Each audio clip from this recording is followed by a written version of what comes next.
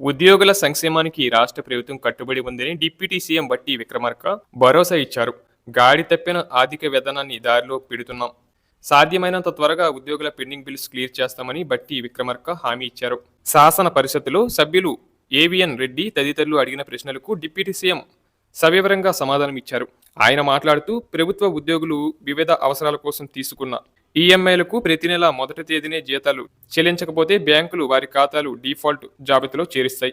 గత ప్రభుత్వ ఉద్యోగులకు 18వ తారీఖున కూడా జీతాలు ఇచ్చిన పరిస్థితి ఉంది. దాంతో వారు అనేక ఇబ్బందులు ఎదుర్కొన్నారని, మా ప్రభుత్వం వచ్చాక ఆలోచన చేసి ఉద్యోగ సంఘాలతో చర్చలు జరిపాం. ఉద్యోగులు మాలో భాగస్వాములుగా భావించి మేము అధికారంలోకి వచ్చిన నాటి నుంచి ప్రతి నెల 1వ తేదీనే ఎన్ని ఆర్థిక ఇబ్బందులు ఉన్నా ఉద్యోగుల జీతాలు చెల్లిస్తున్నామని అన్నారు బట్టి విక్రమార్క.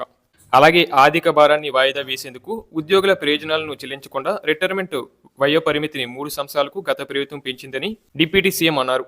ఆనాటి ప్రభుత్వం ఉద్యోగుల రిటైర్మెంట్ వయో పరిమితిని పెంచకపోయి ఉంటే 2021 నుంచి 2023 మధ్య సంవత్సరాలలో 26,900 మంది పదవి విరమణ పొందాలి. కానీ వయో పరిమితి పెంపుతో కేవలం 6,350 మంది మాత్రమే రిటైర్డ్ అయ్యారని, ఆర్థిక భారాన్ని వాయిదా వేసేందుకే గత బీఆర్ఎస్ ప్రభుత్వం ఈ నిర్ణయం తీసుకుందని డిప్యూటీ సీఎం అన్నారు.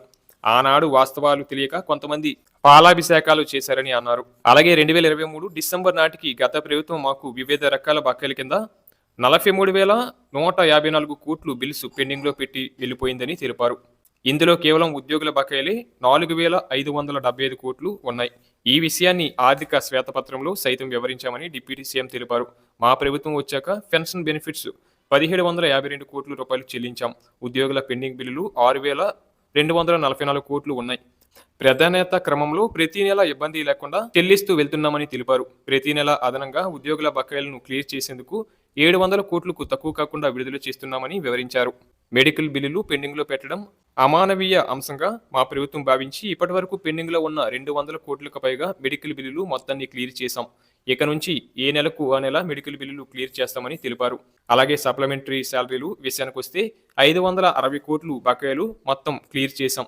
ఇక నుంచి సప్లిమెంటరీ శాలరీ బకాయిలు ఎప్పటికప్పుడు క్లియర్ చేస్తామని డిప్యూటీ సీఎం తెలిపారు.